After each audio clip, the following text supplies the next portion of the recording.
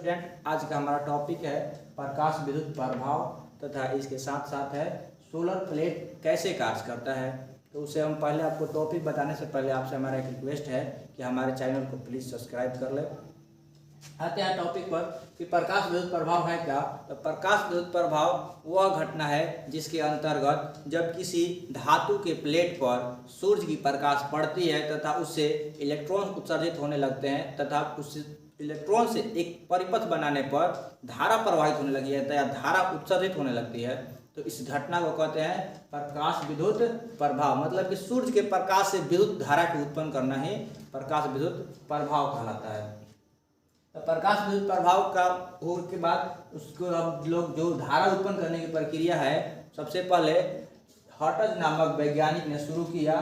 उन्होंने एक विसर्जन नली में दो धातु की प्लेट को व्यवस्थित किया, एक प्लेट धन और एक प्लेट एक ऋण और एक धन, जिसमें उन्होंने देखा बताया प्रयोग में किया कि सूर्य की प्रकाश को जब ऋण प्लेट पर डाला तो वहां से एक परिपथ का निर्माण हुआ और इलेक्ट्रॉन्स उधर उत्सर्जित होकर धन प्लेट की ओर गति करते हुए धारामापी में विक्षेप उत्पन्न किया है, जिससे उन्होंने ज्ञात हुआ कि प्रकाश को डालने पर धारा उत्पन्न हो रही है।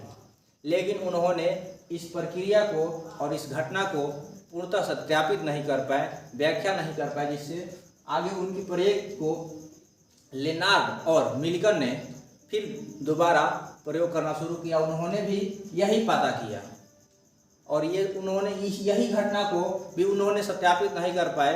लेकिन आगे चलकर आइंस्टीन ने इस घटना को सत्यापित किया।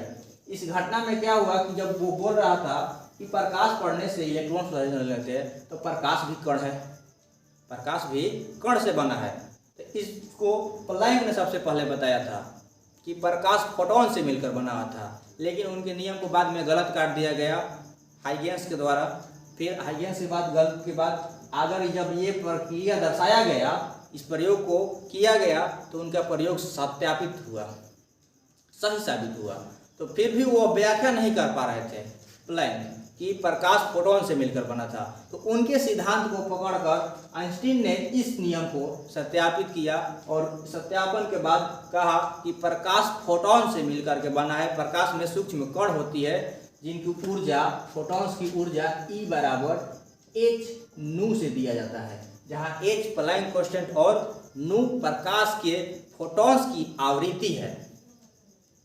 आगे बढ़ते हैं। तो यह प्रक्रिया तो क्लियर हो गया कि जब किसी ऋण प्लेट पर सूर्य की प्रकाश पड़ती है तो वो इलेक्ट्रॉन्स उत्सर्जित करती है, जिससे एक परिपथ निर्माण करने पर धारा प्रवाहित होने लगती है। इसी सिद्धांत के अनुसार आगे चलकर सोलर प्लेट का निर्माण किया गया। और सोलर प्लेट आप देख रहे हैं, जैसे आपको इस छोटा छोटा प्लेट दिखाई दे रहा है, सोलर प्लेट को भी देखेंगे तो ऐसा ही दिखाई देगा। तो उन प्लेट्स को, मतलब धातु के वो प्लेट्स होते हैं, धातु के प्लेट्स को व्यवस्थित कर उनको एक क्रम में सजाया गया और उस पर जब सूर्य की प्रकाश पड़ी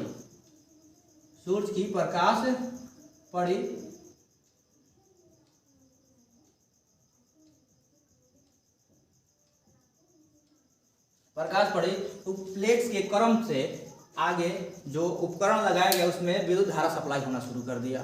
सप्लाई होने के शुरू के दौरान उन्होंने इस व्याख्या को, आइंस्टीन ने व्याख्या तो कर दिया, इस नियम के आधार पर सोलर प्लेट का निर्माण कर दिया गया, जिससे प्रकाश को हम विद्युत ऊर्जा में उपयोग कर रहे हैं। तो इसमें क्या होता है कि ये हर धातु पर आप देख रहे हैं कि सोलर प्लेट पर धूप पड़ रही है, तो सोलर प्लेट तो विद्युत धारा उत्पन्न कर रहे हैं। और लोहा लोग जिधर उधर फेंका रहता है, और भी मेटल्स फेंके रहते हैं, स्टील फेंका रहता है या क्राकट लगाए जाते हैं हम लोग में, मतलब टीन के आप लोग देखे होंगे। तो उस पर धातु, वो भी तो धातु है, उस पर प्रकाश पड़ने पर वो इलेक्ट्रॉन क्यों नहीं उत्सर्जित करता है? तो नहीं, इसका क्या कारण है कि लेनार्ड और मिल्टन ने जो बताया था उसमें बताया था कि हर प्लेट या हर धातु के प्लेट को अलग अलग आवृत्ति होती है, जो अलग अलग आवृत्ति में पड़ने पर, जब अलग अलग आवृत्ति की धातु पर अलग अलग आवृत्ति की प्रकाश पड़ती है या फोटॉन्स बोलते हैं उसे, फोटॉन्स पड़ती है, तो वह अलग अलग संख्या में इलेक्ट्रॉन्स उत्सर्जित करना शुरू करते हैं। तो इसे हम लोग सिलिकॉन जो होता है, जिसको सोलर प्लेट में हम लोग उपयोग करते हैं, वो आसानी से कर पाता है, और जो होता है अलग अलग, तो उस आवृत्ति को हम लोग देहली आवृत्ति बोलते हैं। जो प्रोटॉन्स की इलेक्ट्रॉन होते फोटॉन्स की आवृत्ति होती है, जिस आवृत्ति पर कोई, देहली आवृत्ति किसे कहते हैं कि जिस आवृत्ति पर कोई धातु की प्लेट इलेक्ट्रॉन उत्सर्जित करना शुरू कर दे, मतलब न्यूनतम आवृत्ति, जिस न्यूनतम आवृत्ति पर कोई धातु की प्लेट इलेक्ट्रॉन उत्सर्जित करना शुरू कर दे उसे देहली आवृत्ति बोलते हैं। तो उस आवृत्ति के अनुसार अलग अलग प्लेट की आवृत्ति अलग अलग होती है, जिससे वह इलेक्ट्रॉन्स उत्सर्जित कर पाते हैं। तो इसी सिद्धांत पर कुल मिला करके हमारा क्या हुआ, इस सिद्धांत पर कि धातु की प्लेट पर इसी प्रकाश किरण पड़ी, वह इलेक्ट्रॉन उत्सर्जित करना शुरू कर दिया। तो उसी सिद्धांत के अनुसार सोलर प्लेट भी हमारा बना, जो सोलर प्लेट विद्युत ऊर्जा में रूपांतरित करता है किसको, प्रकाश ऊर्जा को। तो आज का टॉपिक हमारा कैसा रहा, कमेंट करके हमें जरूर बताइए। धन्यवाद।